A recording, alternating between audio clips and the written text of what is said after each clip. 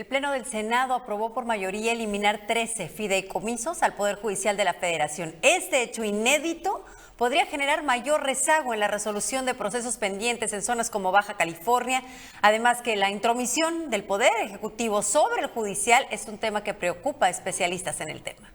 67 senadores de Morena, PT, Partido Verde Ecologista y PES votaron a favor de eliminar 13 de los 14 fideicomisos con los que cuenta el Poder Judicial de la Federación. Este hecho generó inconformidad entre los trabajadores que se han manifestado desde que se dio a conocer la iniciativa enviada por el presidente de la República. Bueno, ahorita se tomó la determinación de continuar el paro nacional hasta el día 29 de este mes y año y reanudando labores hasta el día 30 del mismo. No, pues desde luego estamos muy consternados y es precisamente que estamos haciendo esta continuación del paro nacional, porque pues sí se están viendo afectados los derechos laborales que tenemos la base trabajadora. Las afectaciones no solo serán para los trabajadores del Poder Judicial, sino también para quienes viven en ciudades como Tijuana, donde todos los días se reportan detenciones de personas en portación de armas de fuego o sustancias ilegales, delitos que son de carácter federal. Bueno, para empezar, como trabajadores, obviamente el trabajo se nos está acumulando en demasía y para el justiciable se está afectando en cuestión del seguimiento de sus asuntos. Sin embargo, le voy a decir que ahorita no está la totalidad de los compañeros haciendo esta manifestación porque el Poder Judicial de la Federación no ha dejado de trabajar.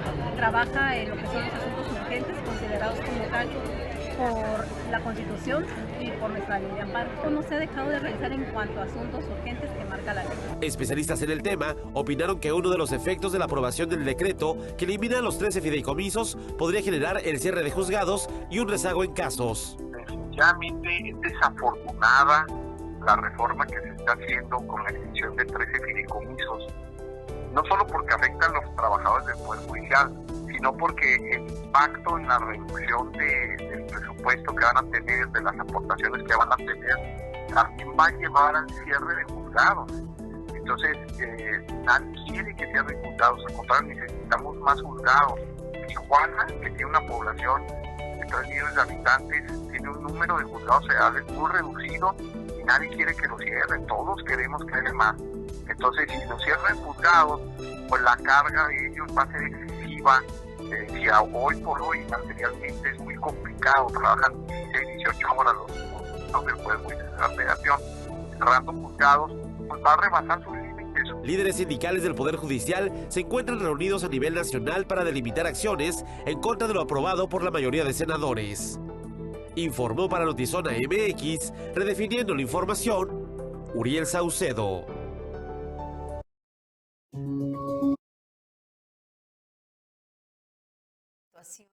Más allá de si estamos o no de acuerdo en esta decisión que toma el Senado, obviamente en su mayoría Morena, hay muchas otras cosas preocupantes. Primero, la intromisión del Ejecutivo a los poderes, ¿no? Realmente es alarmante ver que ya no hay autonomía. Y por otro lado, Luis, el rezago que va a haber, si de aquí por lo menos al 29 de diciembre se mantiene este paro como lo anuncian hasta este momento, un ya de por sí rezagado Poder Judicial. Es que venía mal de la pandemia. Exacto.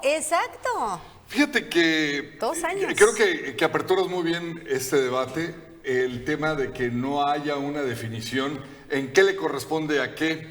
Pero creo, Alejandra, que hay un problema todavía más grave. El pueblo de México, el grueso de la población, no sabe ni qué está pasando. No les interesa que el pilar fundamental de la democracia en un país como México sea la división de poderes, que desde que sabemos que no existe entre el legislativo y el ejecutivo, entiéndase, el presidente y los diputados y senadores, porque pertenecen a una misma corriente, y estos dos, o sea, senadores y diputados que pertenecen al poder legislativo, solo ejecutan lo que el líder manda más de su religión les manda, les dicta, que en este caso es el poder ejecutivo. ¿Dónde queda el poder judicial, que servía en este caso de contrapeso? ¿Usted cree que los ministros de la Suprema Corte de Justicia, que afortunadamente los independientes eran mayoría, le agradaban al presidente cada que le rechazaban una de sus tonterías, uno de sus caprichos? Pues no. Y aquí está la manera en la que lo encontró como vengarse. ¿Cuándo se va a enterar la población? Cuando requieras de un amparo, cuando estés en algún proceso judicial y no se puede avanzar porque solamente están atendiendo guardias, no están trabajando y no lo van a hacer, por lo menos, como les decía, hasta casi fin de año, si es que no se llega a algún acuerdo o se soluciona de una forma previo. Déjeme rapidísimo porque lo he comentado, pero aquí va muy rápido. No es cierto lo que argumenta el presidente y después sus seguidores, diputados y senadores, que están quitando lujos.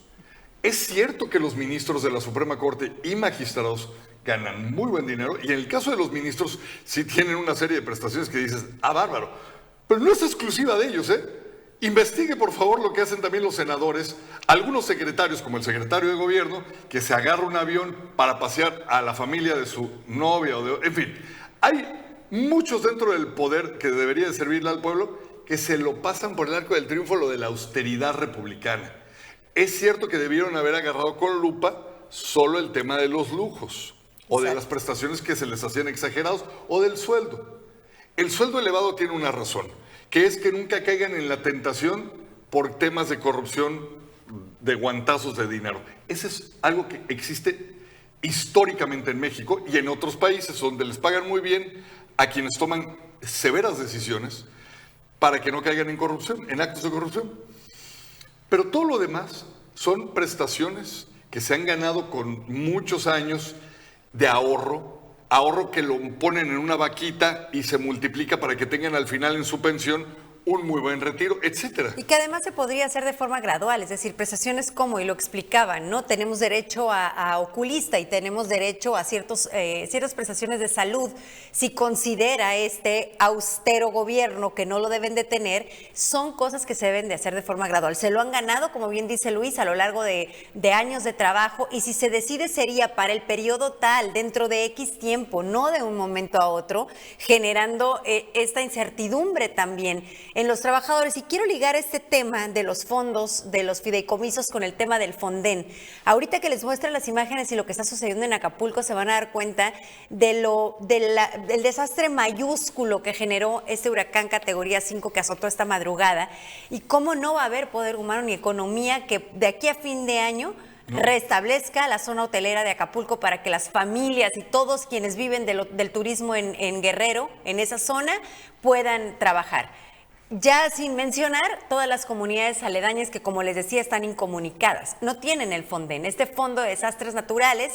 El gobierno federal decidió que lo retiraba porque también era un lujo. Porque sí, seguramente se malutilizaba porque no había transparencia, y en lugar de exigir transparencia y permitir que se pueda restablecer o que se pueda utilizar de forma adecuada, simplemente lo quitó. Y ahorita yo no sé, Acapulco, cómo va a recuperarse de esta catástrofe, Luis, sin Fonden. Y lo peor es que este gobierno, por ejemplo, el caso de Martí Batres, que hoy es el que quedó en lugar de Claudia Sheinbaum, se le descubrieron bodegas con un friego de enseres que tenían que haber llegado a personas damnificadas en diferentes desastres, que fueron donativos nacionales.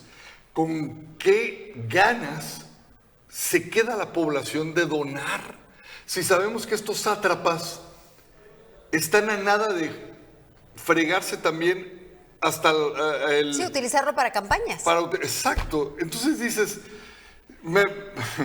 ¿cómo se llama el fondo del retiro? Perdóname, los Afores, las Afores.